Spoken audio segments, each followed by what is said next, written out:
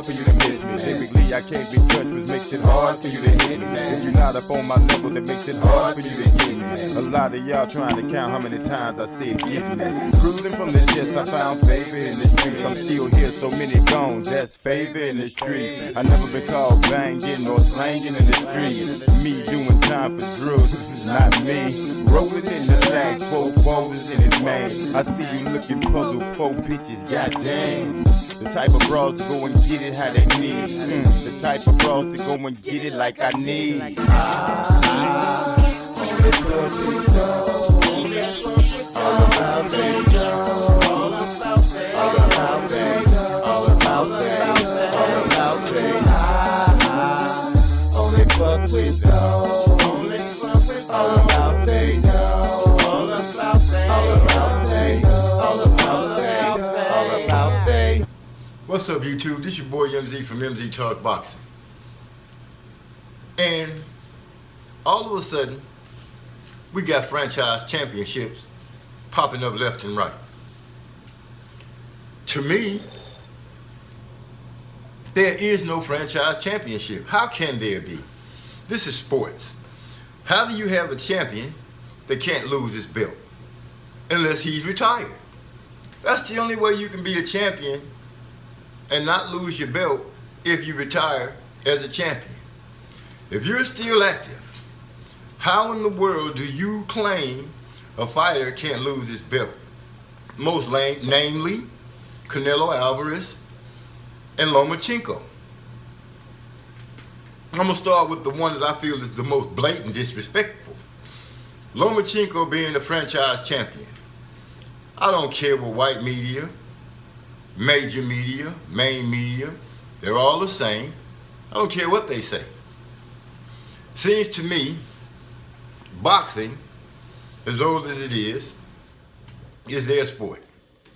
All sports at one point was their sports in their mind. And let's be honest and truthful, we weren't allowed to participate. So records were set. Great records that would never be broken. Then we were allowed to participate. We are record breakers. Regardless of what sport is in. Once we get the chance and learn and get a chance to get it into our system, we become champions. At that point, we become disliked a little more. You take a guy with 15 fights, he loses 1, and is put right into title fights in the beginning of his pro career. All because he had a bunch of amateur fights. There are a lot of fighters that had a bunch of amateur fights that were not given that opportunity. All of a sudden, we have a problem, we as in major media, not us on YouTube, Black Media's Row, or the LDBC. We want to see good fights. We don't want to hear this crap about a franchise champ who can't lose his belt, and the only reason you franchise him is so he can dodge one of us. And now that Devin Haney is a champion, the first thing major media is saying is, oh, he needs to fight someone substantial before he fights Lomachenko. But if that was true, if you believe Lomachenko was as good as he's supposed to be, why wouldn't you let him fight? Why does he have to fight someone else? I'll tell you why. Because the fear is the world will see Lomachenko as not who you claim he is. If you look at it strongly, people, there's not a lot of clamoring from the boxing community to see Lomachenko fight. Unless he's willing to fight Tank Davis, or he's willing to fight Devin Haney. That's who we see as his competition. But you all are trying to make excuses. Go back and look and see who Lomachenko really fought. see the big glaring differences of the speed and agility of those fighters composed to Tank Davis and Devin Haney. And you'll understand why they don't want him to fight those guys. Why they're looking for anything, anyone, any excuse to keep them from fighting him. Moving on to Canelo Alvarez. Once he knocked out Austin Trout in San Antonio in the Alamo Dome, oh, how Oscar De La Hoya, Golden Boy, and that boxing community that rides with them decided he was ready for big time. And who better to bring him out against than Floyd Mayweather? That's right. When you brought him out against Floyd Mayweather at his age, Oscar De La Hoya, you guys weren't saying he's too young to face Floyd. The narrative was this youngster is going to beat Floyd, make Floyd look bad, and become the new king of boxing. Well now, we all know how that went. It didn't go like that at all. He couldn't even hit Floyd. Couldn't catch him. These are the words out of Canelo's own mouth. So, the lesson that Canelo really learned from Oscar was, from now on, we won't be fighting anybody that athletic, that fast, that quick on their feet, that defensive anymore. He can't handle all of those attributes at once. He can deal with one or two at a time. He can deal with a fighter that's strong but not defensive. He can deal with a fighter that's defensive but not good footwork. These are the kind of fights that he's been getting lately.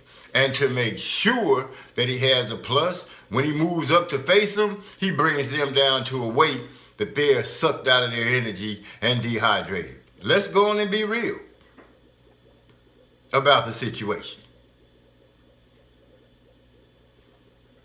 The complexion for protection. That's the joke that we're all using. That's the words that we're all saying lately. Let's ride with it then. That's what they're doing. They're trying to protect and make a great fighter for them in history. Well, I'm going to say it like this, and I'll always say it. Nothing is better than a person that's undefeated. I don't care how you look at it. I don't care if you say, who did he fight? He fought everybody that they put in front of him to be undefeated. I'll always say, in my opinion, on my top of the list is Floyd Mayweather, Andre Ward, and Rocky Marciano. Don't forget, when Rocky Marciano retired, undefeated at 49-0, that was the coveted record of boxing. No matter what other records was, 79-1, 79-2, 83-5, none of those records were considered better than Rocky Marciano's 49-0. The conversation of better records didn't become relevant until Floyd Mayweather became 50-0. At that moment, major media started looking for a new boxing top, a new boxing champ that they can claim was the best of the best. You guys are ridiculous.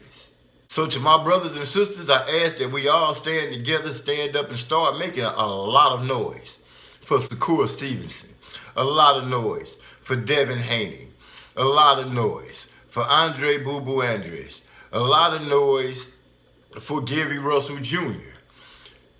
Don't forget, a lot of noise for J-Rock, Julian Williams, our Charlo twin, who is also a champion out of Houston. Come on, people. Let's go ahead and bag up our fighters. Let's give our fighters this reputation, help build these mythical legends, because it's not hard to build a mythical legend out of one of our fighters, because our fighters are actually standing up and carrying the torch. Deontay the Bronze Bomber Wilder, top heavyweight with the best knockout ratio. But yet, you are not calling him the best. You're giving that title to a gentleman that has no belts, hasn't had a belt in over 2 years when he went on his little bench. It was great to see him come back. But the only reason he came back and became relevant was coattailing off of the name of Deontay Wilder. If you like this video, give us a thumbs up or a thumbs down. If you've been here before, we appreciate you coming again this time. If you're new, I'm hoping you'll come back. Give us a chance to show you that we can be entertaining and we will bring you good, solid topics when needed. It's your boy MZ. Peace.